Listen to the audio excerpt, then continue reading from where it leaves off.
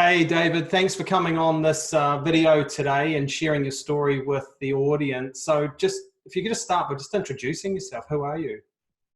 Hey, Greg. My name is David Reeve. I'm a father of three, been married for uh, 4 or 5 years. I work as a senior technical person in the oil and gas industry. Yep. And based over in Perth, Australia, eh? I'm in Perth, yep. Yeah, fantastic. So why did you start looking for a life coach? What was it that you were struggling with or wanted to change, or what was it that you were looking for in a life coach? Um, I felt that I had everything that I ever wanted in life, but there was something missing. I was still unhappy. I felt that, I'm in my mid 40s. I felt that life was getting away from me. I didn't know if it was a kind of atypical midlife crisis. But I just, from the core, I would, I think I've had this constant drive to need to achieve.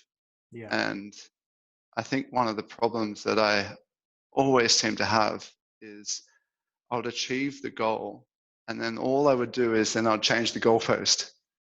Never good enough. And then I'd never be satisfied, and I'd be constantly striving, constantly running, and chasing my tail. And if anyone ever said to me, "Oh, how are you going, Dave?" I'd always go, "Oh, I'm just exhausted. I'm tired.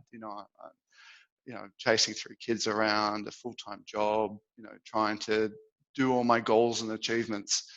And yeah, just felt a really deep unhappiness and deep, I guess, anxiety that just was just weighing me down.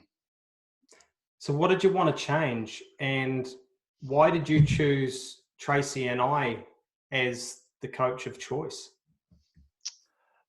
I just wanted to offload that constant feeling of feeling anxious.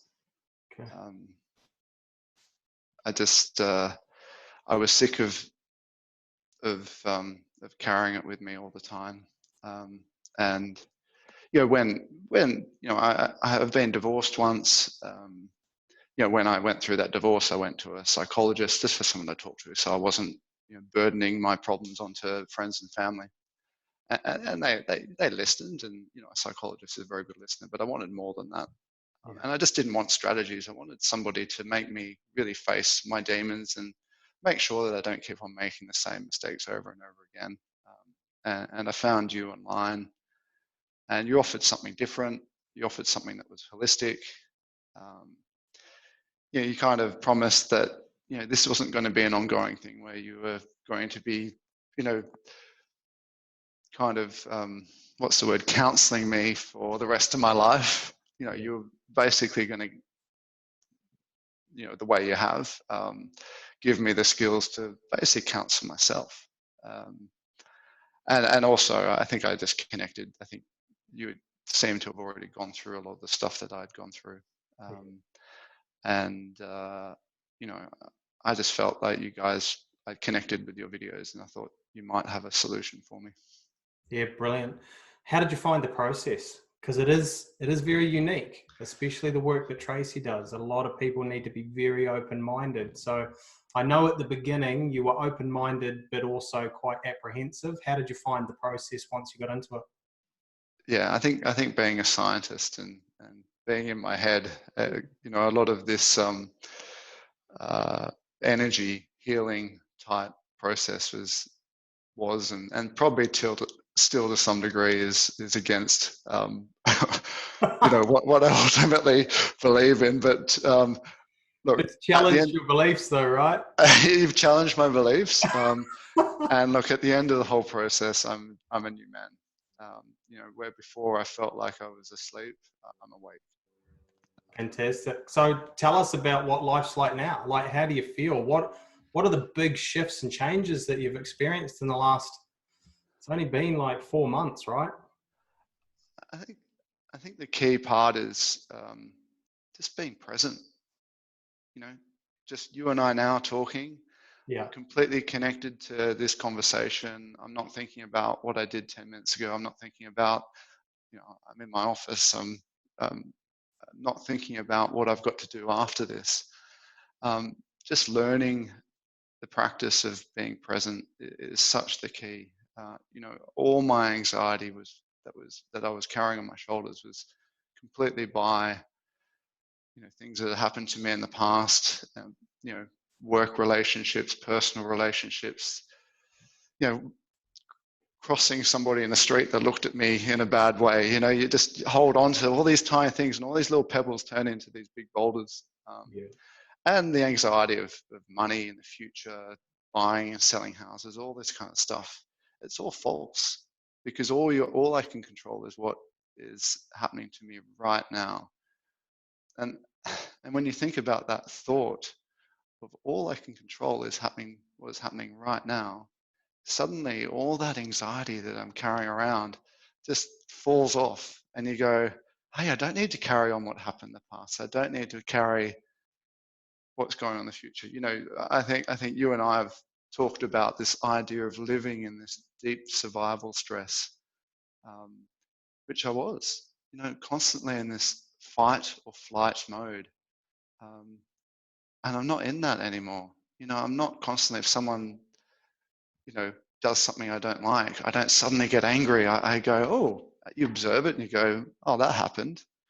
I wonder why that's happening. You get down to the core of it, and actually just, emotions come in and out. If I feel I'm getting angry, rather than getting angry, I actually see myself getting angry, go, why am I getting angry? Is that really worth getting angry? How long am I going to hold this anger for? Yeah. Where in the past, it could be weeks. And look, I'm not perfect. Things still bug me. I've got 43 years of conditioning that's made me the way I am today, and that conditioning is at least something I'm now aware of, and I'm working hard on myself to make sure that I can purge those emotions that I don't need.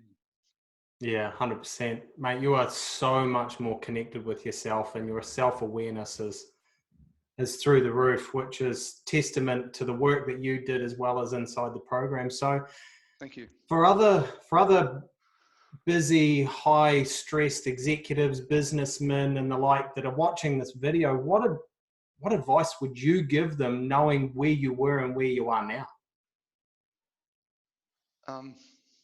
You don't have to carry all that anxiety around with you. It affects more than you. It affects your families. It affects your work colleagues. It affects your friends. I think I used to put a lot of blame onto other people for some of the conflicts I have, and conflict is always two people. There's always somebody to do something stupid and then somebody to react to it. Yeah. So you got to take a really big look at yourself, and then do something, get some help. I would say go and do Greg's course. I would recommend do Greg's course, because it is. Look, it's really helped me. As I said, by no means I'm now this kind of Zen master that's totally in touch with everything, but I'm at least aware of it, and I'm working towards it. It's such a learning process, and you're not going to learn everything by getting counseling from somebody. A counselor like Greg, if I can call you a counselor, I think that's probably a little bit unfair. Don't call me that. Yeah. But I mean, Greg can lead you to the door and open the door for you. It's up to every individual to walk through the door and then see the whole new world that's in front of them. If you're holding on to all your anxiety, it's only, as I said, it's just going to hold you back. 100%. So make that step. And our whole focus is to get to the root cause so that we can release it, so that you can naturally just start accessing who you want to be, right? So how do you feel now? I know you're just so much more calmer, connected, happy.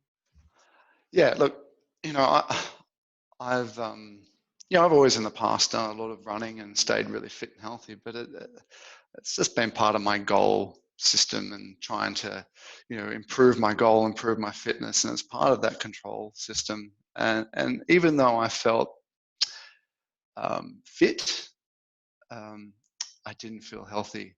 I ate well, I still didn't feel healthy. Carrying And I too think, much stress. well, I just think that I focus so much on my physical health, but I wasn't focusing on my mental health. And now that I'm focusing on my mental health, I feel healthy. I'm no longer using alcohol to numb my, emotional health. So physically, I feel better. I've completely stopped alcohol, which, years ago, I probably would have called myself an alcoholic.